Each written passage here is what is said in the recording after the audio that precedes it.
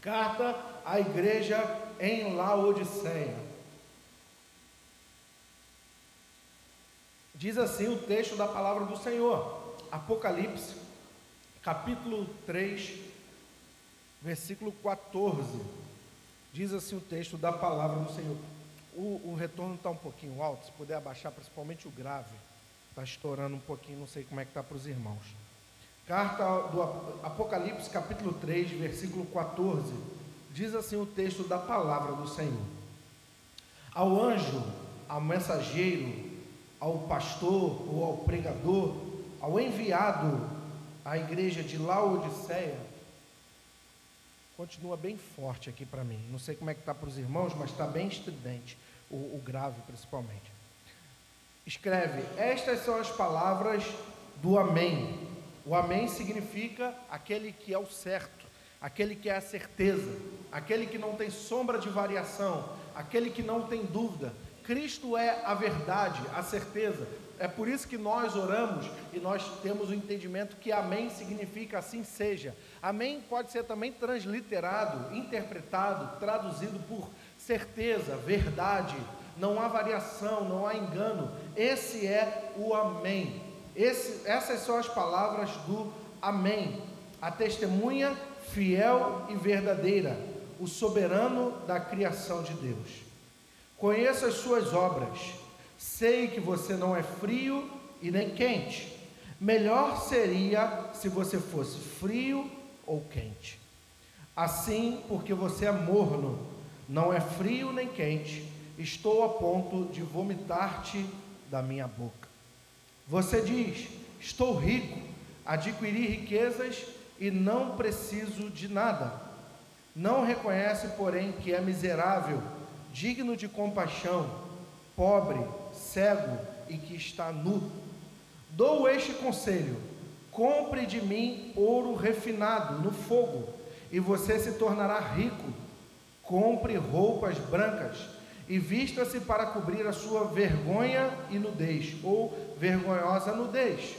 Compre colírios para ungir os seus olhos e poder enxergar. Repreendo e disciplino aqueles a quem amo. Por isso, seja diligente e arrependa-se. Eis que estou à porta e bato.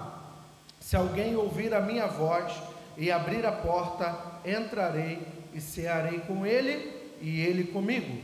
Ao vencedor darei o direito de assentar-me comigo no meu trono, assim como eu também venci e sentei com o meu Pai em seu trono. Aquele que tem ouvidos ouça o que o Espírito diz às igrejas. Amém? Vamos orar juntos? Pai, nós somos gratos a Ti nessa manhã. Cremos que essa é a Tua palavra. Estamos diante da Tua palavra e queremos ouvir a Tua voz. Queremos aprender de Ti. Fala conosco. Nós somos gratos por isso, no nome de Jesus. Amém. A cidade de Laodiceia, que estava na Ásia Menor, que tinha como capital a cidade de Éfeso, ela era cercada por duas importantes cidades. Uma cidade era a cidade de Colossos, e eu e você temos na nossa Bíblia uma carta enviada a essa igreja, ou a igreja que estava nessa cidade, a igreja dos Colossenses. Então, por um lado de Laodiceia havia a cidade de Colossos, de um outro lado havia a cidade de Hierápolis. Essas duas cidades, elas cercavam geograficamente a cidade de Laodiceia. E na cidade de Colossos havia uma montanha. Então a água que corria ali, a água que eles tomavam banho, a água que eles usavam para alimento, a água que eles bebiam, era uma água fresca, uma água gelada, uma água que tinha uma temperatura mais gelada por causa do frio da montanha. Já em Hierápolis havia fontes, havia nascentes de águas, havia águas que nós chamamos de águas termais. Essas águas, elas serviam para aquecer, elas serviam para trabalhar com medicina e elas serviam também para ser bebidas. Acontece que, como a cidade de Laodiceia, geograficamente, ela ficava no encontro entre essas duas cidades, os aquedutos romanos, que os romanos fizeram, e depois você pode colocar na internet, aquedutos romanos, que eles trabalhavam e existe até hoje em toda a Europa, Roma, Grécia e na Turquia, havia aquedutos que os romanos faziam para alimentar com água as cidades. Os aquedutos que chegavam de Herápolis e chegavam de Colossos faziam com que a água que chegava nessa cidade fosse uma água morna. Ela não era uma água fria e ela não era uma água quente. E principalmente a água quente que saía da cidade de Herápolis, que servia como medicina ou servia para tratamento, ela já chegava morna e um tanto quanto estragada e não servia para ser bebida na cidade de Laodiceia. Uma outra coisa que nós precisamos destacar para entender o que está sendo falado aqui na carta à igreja de Laodiceia é que a cidade de Laodiceia era uma cidade rica, era uma cidade poderosa, era uma cidade que na sua capital, no seu centro, havia um centro de medicina. Ele já nesse contexto, no contexto do Novo Testamento, no século I, já havia uma faculdade de medicina nessa cidade. E essa faculdade de medicina produzia colírios para os olhos. Isso era conhecido em toda a Ásia Menor, a produção medicinal de colírios que era feita nessa cidade. Uma outra coisa que fazia com que essa cidade vivia em riquezas é que nessa cidade, perto do seu vale, essa cidade era próximo de um vale, havia uma espécie de lã, uma espécie de planta que produzia como se fosse um tecido, e o seu tecido era escuro, era negro, era preto, e esse tecido servia para fazer cobertores, servia para fazer casacos. Então, a cidade de Laodiceia vivia através da sua medicina, da sua ciência, do seu conhecimento, da força intelectual, e vivia através do seu comércio, vivia através de vender tecidos, produzir tecidos. E um terceiro fator, ou quarto, se a gente falar dos aquedutos, é que essa cidade, ela era caminho para Colossos. Então, todo mundo que queria ir até Colossenses precisava passar por um importante mercado que havia na cidade de Laodiceia. Então a cidade de Laodiceia era uma cidade intelectual, a cidade de Laodiceia era uma cidade rica, era uma cidade poderosa, era uma cidade comercial, era uma cidade que tinha muitas riquezas, muito poderosa. E logicamente, se os moradores dessa cidade são ricos, são poderosos, são abastados, logo a igreja que estava nessa cidade também era uma igreja de irmãos, de membros que tinham posses, que tinham dinheiros, que tinham riquezas.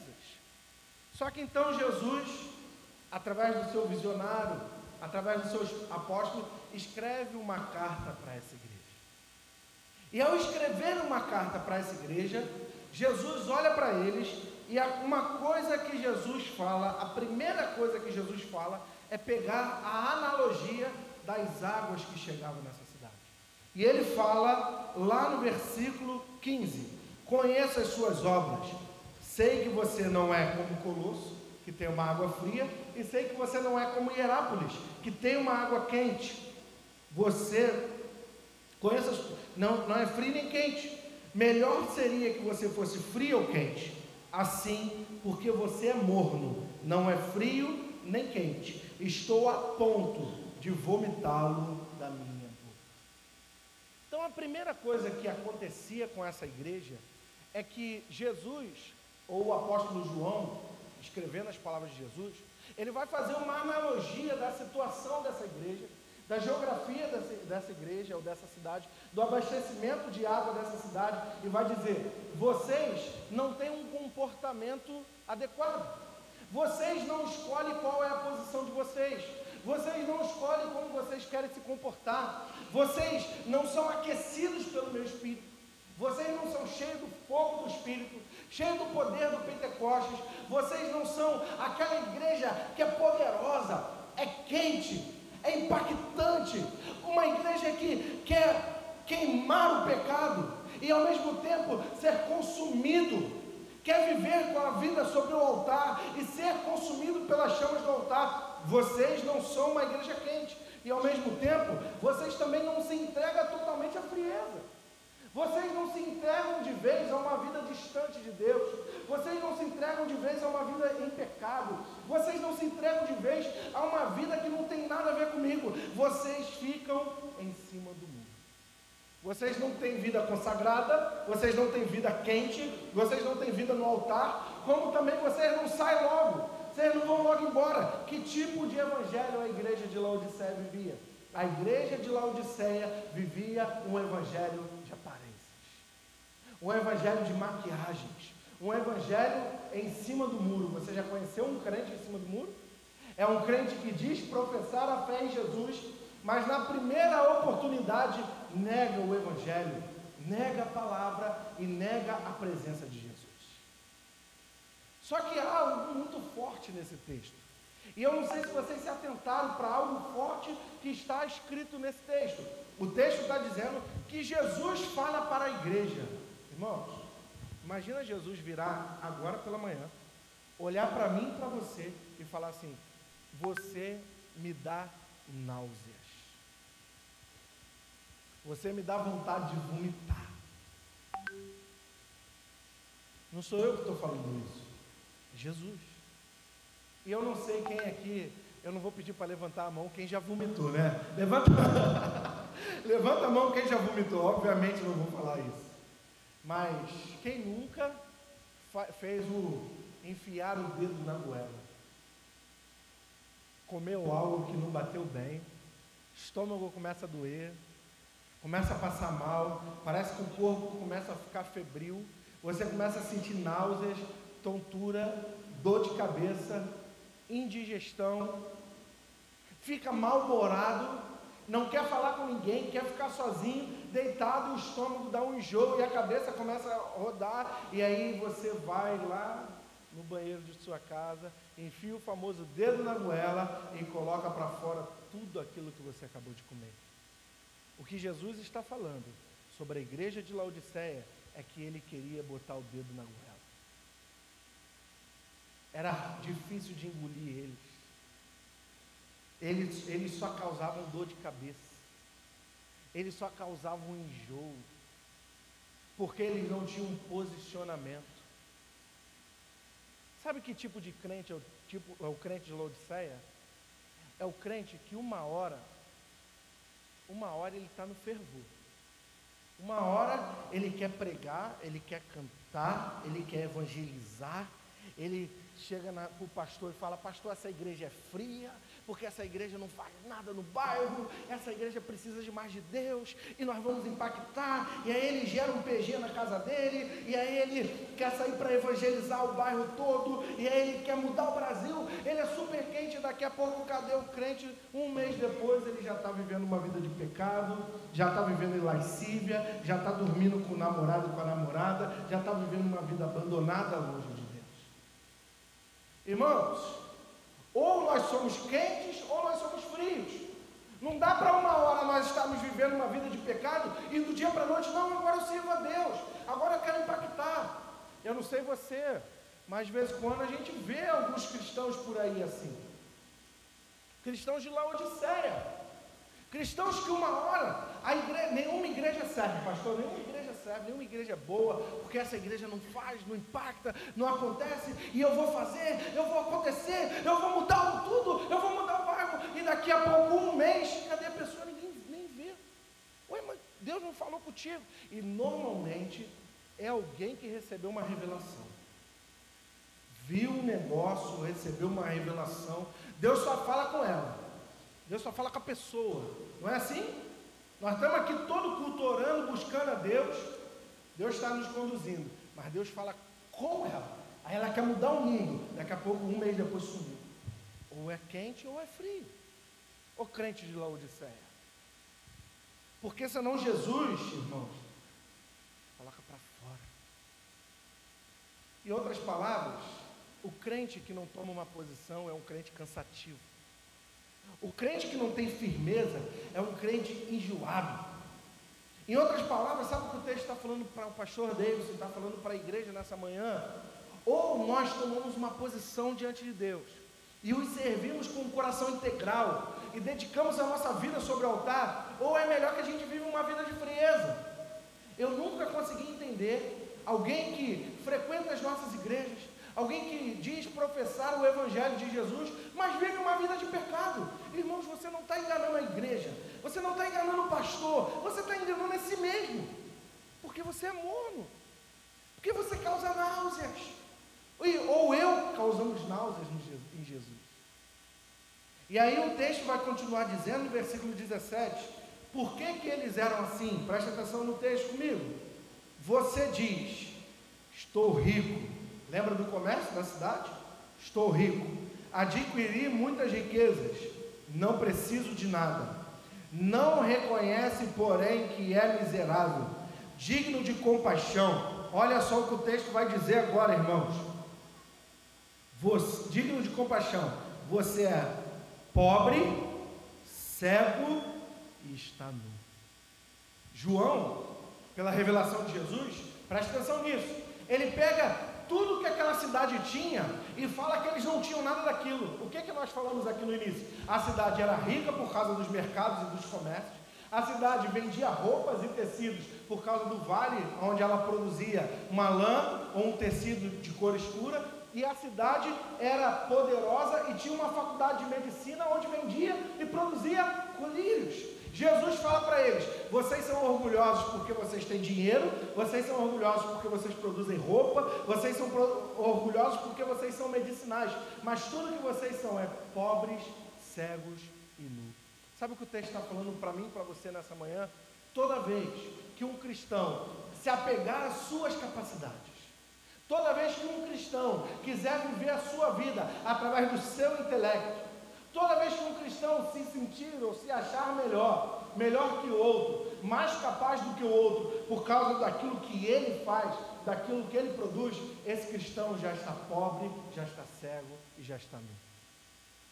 Se eu me acho mais espiritual, porque à noite eu vou orar e a Ellen não ora, ou ela se acha mais espiritual do que eu, porque à noite ela vai orar e eu não oro, eu já estou pobre, já estou cego e já estou nu.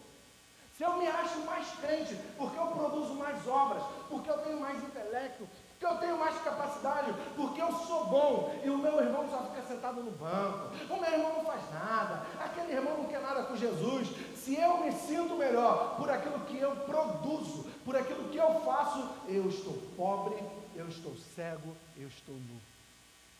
E há crentes soberbos, se acham mais intelectuais, se acham mais espertos, se acham mais capacitados. Se a gente for para meia dúzia de seminário aí, né, pastor?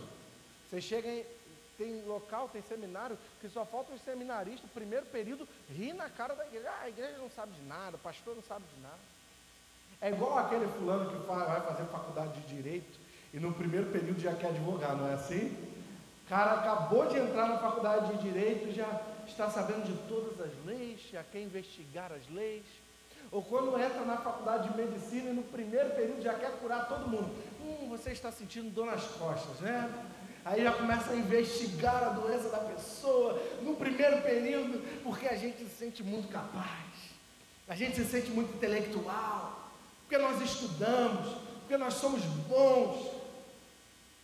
Olha o que Jesus está olhando para a igreja de Laodiceia, e que nós não sejamos assim, igreja de Vista Alegre, que nós não sejamos assim, que nós não sejamos orgulhosos das nossas capacidades, que nós não sejamos orgulhosos daquilo que temos como dons. Em outras palavras, eles tinham muitos dons, eles tinham muito dinheiro, eles tinham muitas capacidades, mas Jesus vira para eles e fala: vocês são pobres, vocês estão cegos e vocês estão nus, porque tudo o que você tem é da capacidade de vocês.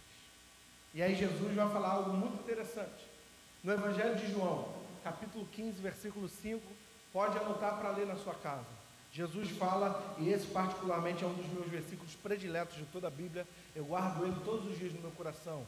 João, capítulo 15, versículo 5, eu sou a videira verdadeira, e vocês são as varas, porque sem mim nada podeis fazer. Nada podeis fazer.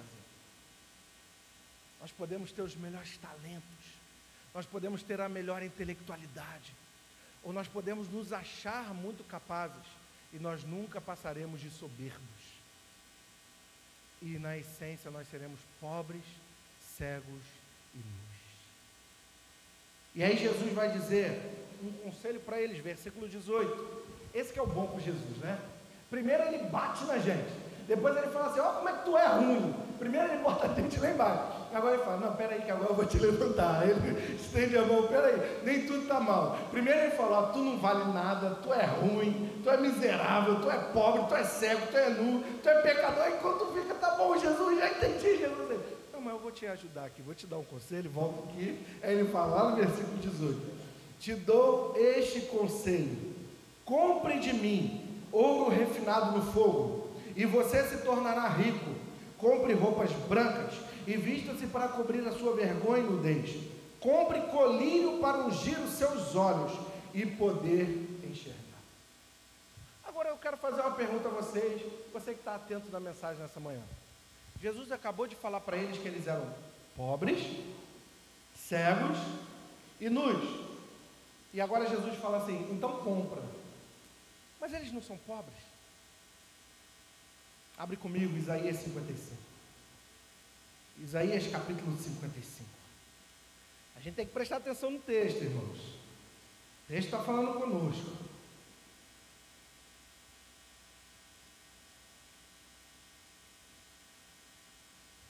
Isaías capítulo 55, versículo 1.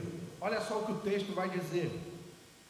Venham todos vocês que estão com sede, venham às águas, e vocês que não possuem dinheiro algum, venham e comprem e comam. Venham, comprem vinho e leite sem dinheiro e sem custo.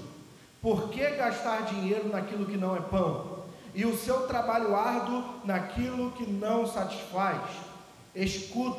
Escutem-me e comam o que é bom, e a alma de vocês se deliciará com a mais fina refeição.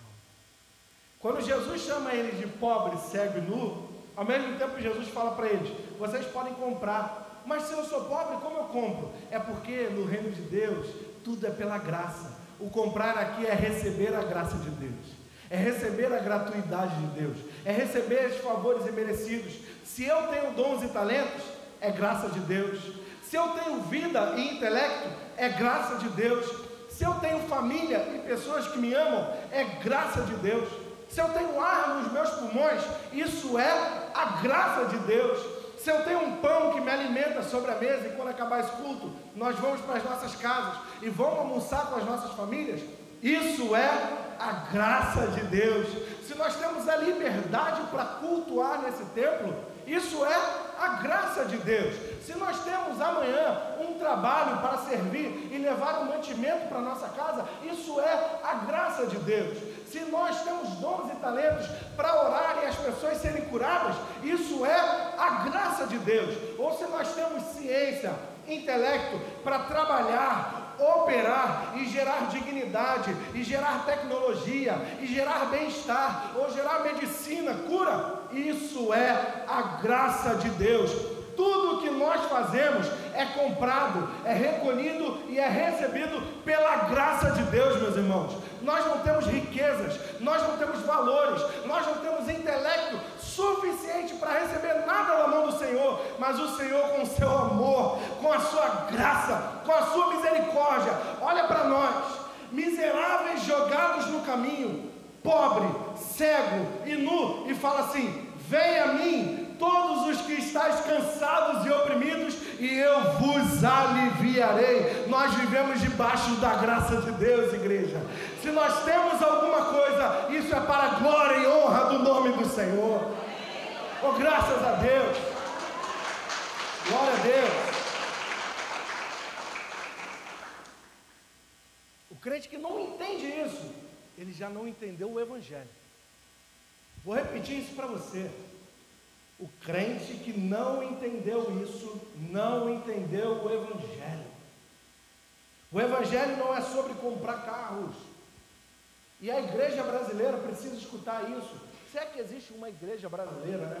As igrejas no Brasil, o evangelicalismo no Brasil precisa ouvir isso. Não é sobre comprar casa, não é sobre comprar carro, não é sobre dar para receber, não é sobre fazer ofertas de sacrifícios para Deus te enriquecer.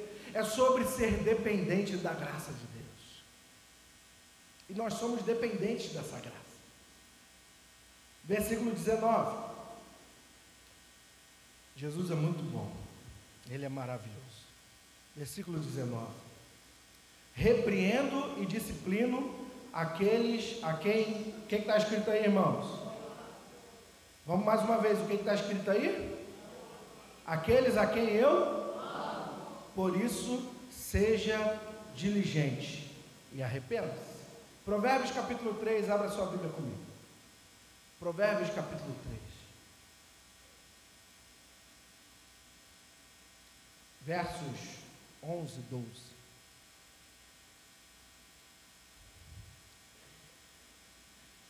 Provérbios capítulo 3, versos 11 e 12. Diz assim: meu filho, não despreze a disciplina do Senhor, nem se magoe com a sua repreensão, pois o Senhor disciplina a quem Ele ama, assim como o pai faz ao filho de quem deseja bem. E aqui está uma questão que nós precisamos aprender no Evangelho. Nós sempre seremos miseráveis. Tem um evangelho sendo pregado por aí, e não é o evangelho que nós pregamos no púlpito dessa igreja, não é o evangelho encontrado nas escrituras, que diz que você é lindo, que você é perfeitinho, que Jesus te aceita do jeitinho que você é, que Jesus acha legal você viver a sua carnalidade. Como é que é? Eu ouvi um dia desses aí, você é tão importante quanto Deus, é um negócio assim, você está na mesma altura e na mesma condição que Deus. Isso não é o evangelho de Jesus. Tudo que nós somos de mais legalzinho é coroa da criação. De resto, nós somos pecadores, miseráveis, distantes da graça de Deus, inimigos de Deus. Porque o evangelho, e você já ouviu isso em algum sermão, antes de curar, ele fere. Ele é uma espada afiada de dois gumes. Antes dele te abraçar, ele lembra quem você é, para que eu e você possamos nos arrepender. E aí depois do arrependimento, depois do quebrantamento, ele diz assim: eu te amo e é por isso que eu estou fazendo isso, ou por isso que eu estou te disciplinando. Fala aqui para mim, irmãos, os pais que estão me ouvindo nessa manhã, as mães que estão me ouvindo nessa manhã, qual filho que nunca fez birra, né? Quando brigou, quando deu uma bronca. Escuta isso e você vai entender esse mistério. Quando a gente é criança, a gente não entende a repreensão, nós não entendemos os limites, porque nós somos crianças. Diga, criança. Porque nós somos o quê? É criança que não entende repreensão. Entendeu? Pegou? É criança que não entende, que não pode atravessar a rua sem olhar para os dois lados. E aí o pai segura na mão e fala assim: olha, presta atenção, olha para um lado, olha para o outro, agora vai. É criança que não entende a repreensão da mãe. É criança que não entende o que o pai e a mãe estão falando. E quando eu e você, presta atenção nisso com o teu coração, e não se trata do pastor Deus, porque essa palavra, antes de falar contigo, fala comigo. Não se trata do pastor Deus, mas é um texto da igreja de Laodiceia. O Senhor Jesus, quando Ele nos repreende, se nós agirmos de birra, ou se nós não entendemos a sua repreensão e a sua palavra, é porque nós somos infantis, crente infantil. Paulo diz assim: queria eu que vocês já estivessem comida sólida, mas vocês ainda são como crianças que bebem leite. E com isso, meu irmão, não estou falando que essa igreja aqui é a igreja de Laodiceia. Eu estou falando que todos nós temos que lutar para não sermos crianças. Todos nós temos que vigiar para quando Deus nos fala algo, nós prestarmos atenção naquilo que Ele está nos direcionando e não fazer birra. E não lutar contra a vontade de Deus. Ele está dizendo para mim, para você, e Ele está falando para alguém aqui nessa manhã: eu só repreendo aqueles a quem eu amo. Então, se Deus está nos repreendendo, se Ele está ou não nos repreendendo nessa manhã, se você está sendo repreendido ou não, é porque o Senhor te ama, meu irmão. É porque Ele quer que você amadureça, Ele quer que você cresça, Ele quer que você se desenvolva. E por amar você, e por se importar com você, Ele repreende a mim e a você. Só que essa carta, meus irmãos, essa carta é tão difícil, que ela até acaba difícil. Quando a coisa começa a ficar boa, quando ele fala que ama a gente, que gosta da gente, ele volta a bater na gente. Vamos lá, versículo 21. Olha o que ele vai falar, versículo 20 e 21. Eis que estou à porta e bato. Se alguém ouvir a minha voz e abrir a porta, entrarei e cearei com ele e ele comigo. Ao vencedor, darei o direito de sentar-me comigo no meu trono, assim também como eu venci e assentei-me com meu Pai em seu trono. Olha só o que está dizendo o versículo 20. Eis que estou à porta e bato. Irmãos, faça o exercício aqui comigo, um exercício lógico. Quem está na porta, ele está ao lado de fora ou ao lado de dentro? Ao lado de? Eis que estou à porta e bato. Quem abrir, eu... Jesus está dizendo que ele estava fora da igreja de Laodiceia. É possível ser igreja e Jesus ficar do lado de fora. Se isso não nos converter essa manhã, não sei mais o que vai converter. É possível ser igreja, ouça isso, é possível dizer servir, servir, ser igreja, é possível pregar, é possível sentar nesses bancos, é possível cantar louvores e Jesus está do lado de fora.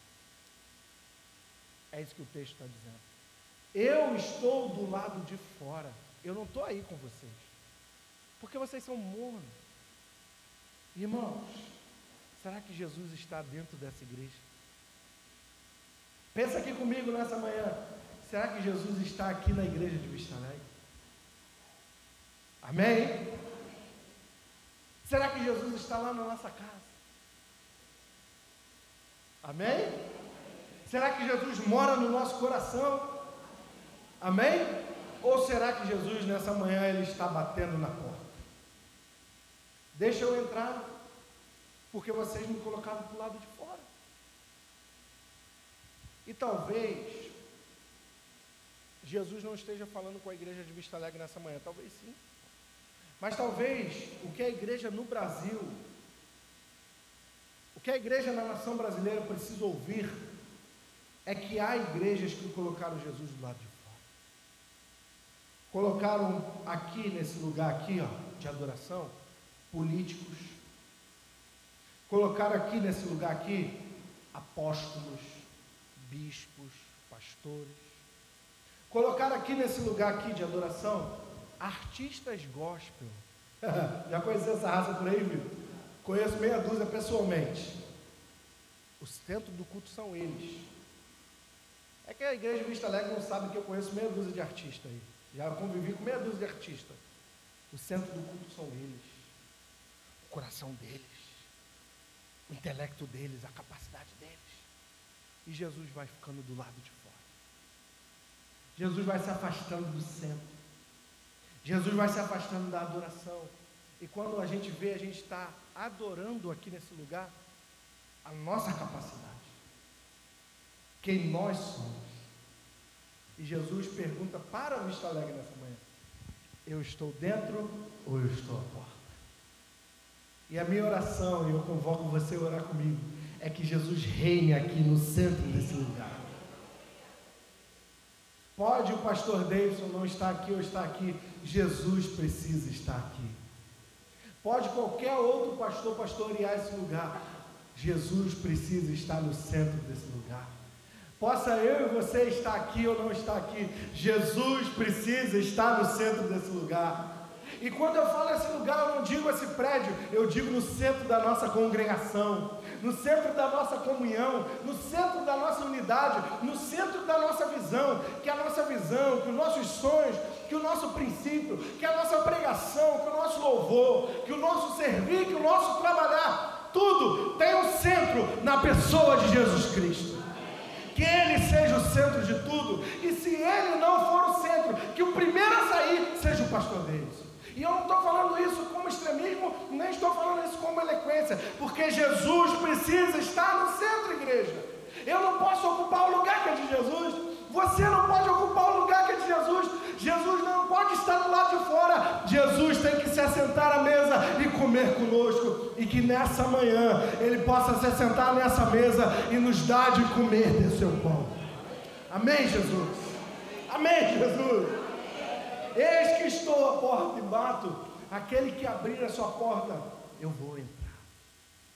Jesus, você tem liberdade para agir aqui nesse lugar. Jesus, você tem liberdade para agir. Espírito Santo de Deus, você tem liberdade, Espírito Santo. Espírito Santo, essa igreja não é de pastor, essa igreja não é de líder, essa igreja não é de diácono, essa igreja não é de ninguém além de ti, Jesus. Espírito Santo, o Senhor tem liberdade para agir aqui nesse lugar. Aqui ninguém manda além do Senhor, aqui ninguém reina além do Senhor. Faz aqui a tua vontade, Jesus. Cumpre em nós o teu querer. Nos faz participantes daquilo que o Senhor está fazendo no mundo. Essa obra missionária que o teu Espírito está agindo no mundo, Jesus. Oh Pai, escuta a nossa oração nessa manhã. Faz aqui em Vista Alegre. Continua fazendo em Vista Alegre, Senhor. Aqui não reina nenhum outro além da presença de Jesus. Faz aqui a tua vontade, Jesus. Essa igreja pertence ao Senhor Jesus e a nenhum outro. Essa igreja é do Senhor Jesus. E eu não tenho nenhum medo de falar isso, porque a minha segurança como pastor é que essa igreja é de Jesus, irmão. A minha e a tua segurança é dizer que nós não somos mornos. Nós não somos esses que ficam em cima do muro. Nós não somos esses que ficam indecisos e vai colocando Jesus do lado de fora. Nós somos a igreja que pertence ao Senhor Jesus. Essa igreja é dele. Aqui está o trono dele. E ouça o que o texto está falando para mim e para você. Versículo 21 do capítulo 3 de Apocalipse. Ao vencedor darei o direito de sentar-me comigo em meu trono, assim como também venci e assentei-me com meu Pai em seu trono. Quem tem ouvidos, ouça o que o Espírito diz à igreja em Vista Alegre. Aquele que vencer, irmãos, sabe, Cristo que está entronizado, vai ficar pertinho dele. Eu não quero estar em nenhum outro lugar, igreja. Eu quero ficar no centro da presença de Deus. Ao vencedor, eu vou ser sincero com vocês, para mim não precisa nem de trono. Se Jesus sentar nesse chão, eu quero sentar nesse chão com Ele. Jesus está aqui, Ele senta nesses bancos. Analogia, né? Porque aqui o trono significa vitória final. Mas se Ele sentar nesse banco azul, eu quero estar sentado do lado dele. Se Ele sentar em uma dessas cadeiras de plástico, é ali que eu quero estar com Ele. Eu não quero estar, e eu te convido nessa manhã a pensar nisso. Eu não quero estar em nenhum outro lugar que não esteja a presença de Jesus. E ele diz, aquele que vencer, o que ele está dizendo aqui? Aquele que vencer as suas capacidades, aquele que não se pensar mais poderoso, aquele que não se pensar mais eloquente, aquele que não se pensar mais acima da média, mas se arrepender e se quebrantar, aquele que se entregar, a esses eu vou colocar perto de mim, junto ao meu Pai. Aonde você quer estar nessa manhã, igreja? Eu quero estar no centro da vontade de Deus. Fique de pé no seu lugar. Hoje à noite nós vamos fechar essa série. Hoje à noite nós vamos fechar com uma mensagem falando sobre o trono e o reinado. Mas nessa manhã o Senhor tem nos falado, como falou a igreja em Laodiceia.